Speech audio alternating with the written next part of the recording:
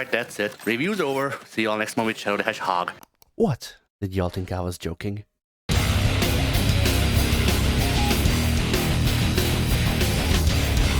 Welcome everyone, I'm Anthony Hero, and since Sonic X Shadow Generations is coming out this month, I figured what better time to talk about Shadow's standalone game.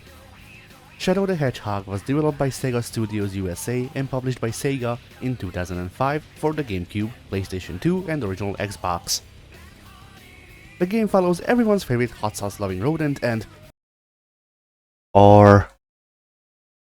hedgehog.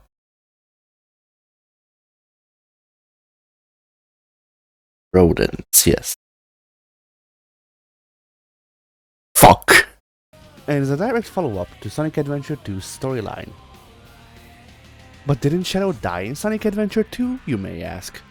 Well, that's what he's trying to figure out as well.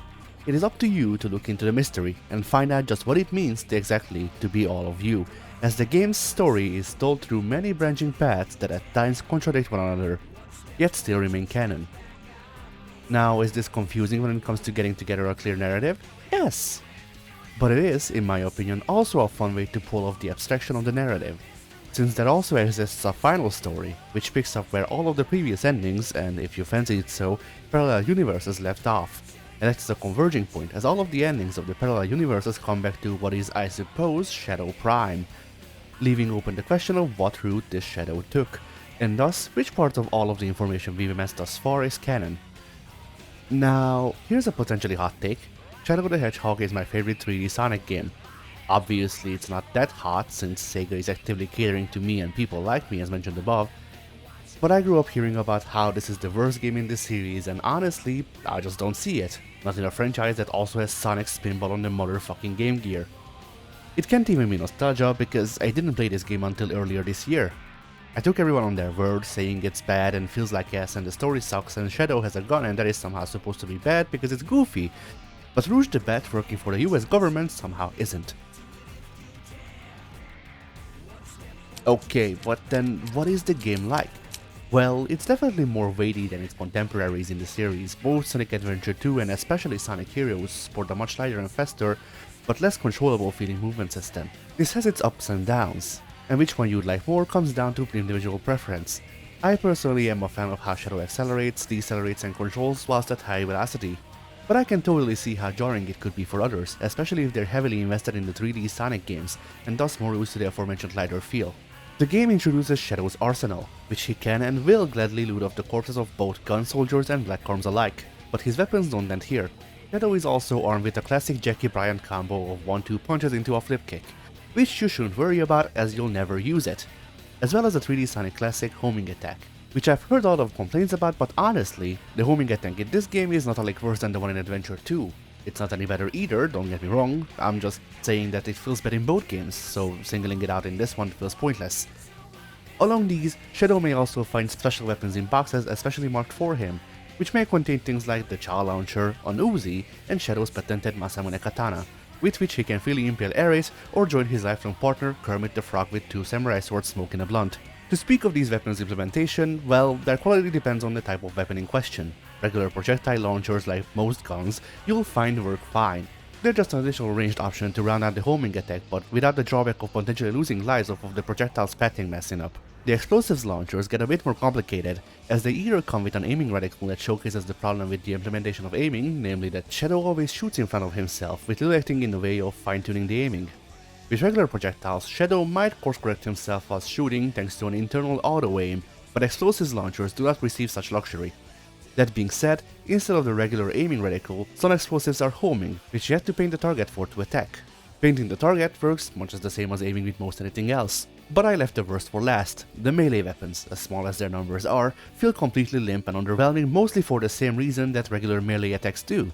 Which is to say that you get locked into the attack animations, your attack animations and the opponent's cell of it feel disjointed, they feel like homing attacks do their jobs better, and just like lobbed explosives, they have no auto-aim, so you better hope whatever it is you're holding has enough reach to make the wind you generate by whiffing them kill. The game's levels are fairly varied, with you visiting a collapsing city under siege by the aliens, Asset Prison, the Information Superhighway, and the one place that hasn't been corrupted by capitalism. Space! The game also features enough variety to literally be the example given on Wikipedia for replay value. Each stage has 3 objectives that you might wish to complete, one for each alignment, those being Hero, Dark and Neutral. The neutral objectives largely consist of reaching the end of the levels, while Hero and Dark objectives might range from collecting items to interacting with parts of the environment to killing a given amount of a certain kind of enemy, or more level specific ones like healing wounded gun soldiers or trying to get a high score to get that damn 4th Chaos Emerald. Other thing tied to this are the bars you might have noticed at the top of the screen. These are meters that you may fill by killing Hero or Dark enemies.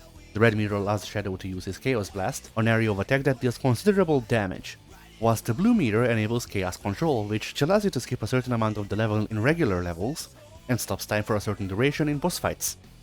Well okay, but how do I know what to do to reach a certain alignment? You might be asking. Along the road, while going through a level, you might get a representative of an alignment, like Doomseye, Sonic, Knuckles or Charmy B. They will fill you in on the situation and even run along with you helping defeat enemies. Hey, Shadow.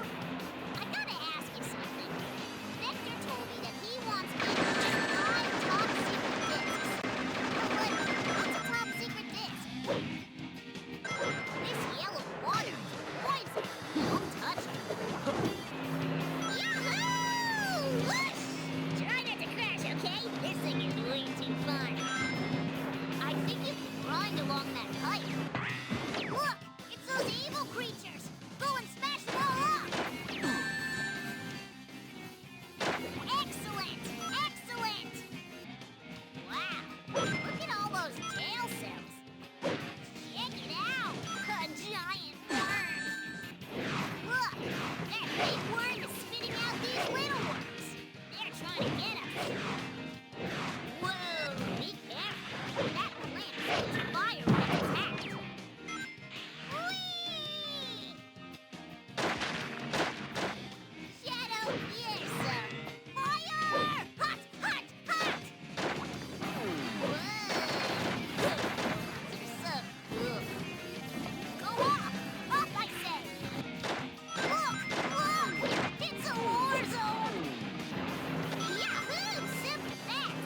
Do you think that you can use one of those alien saucers to get to that panel? All right! We can go this way! Woohoo! I got it! The first secret disc! Jump! Hey! We captured some of the aliens! Excellent! These additional characters may also be used by the second player, if you have one. To move into the presentation, the game's graphics have aged fairly well. Now, the caveat here is that I am running the game upscaled to 720p and in widescreen, but resolution notwithstanding, if the game looked ugly, it would look ugly like this too. As for the game's aesthetics past that, while the game is very much of its time, I honestly kinda like it. The difference in saturation between it and the mainline games helps give it its own sense of identity, while also separating it from those a bit. And the more urban and mechanical settings also draw an interesting contrast to Sonic's usual nature scenes. For the music, well, it's crush-worthy. So overall, how is Shadow the Hedgehog? I think it's pretty good. It's definitely a bit of a different beast to even its contemporary brethren, and as such I understand some of the criticism levied against it, but to reiterate, I feel like the criticism was widely overblown. It's a perfectly fine game as long as you're willing to adjust to the difference in controls between it and mainline Sonic games, and offers a boatload of replayability. The story is kinda middling, but that doesn't make it worse than its contemporary Sonic games either, as it shares the same strengths and weaknesses as those when it comes to the writing for the most part. Now if you'll excuse me, I need to find the computer room.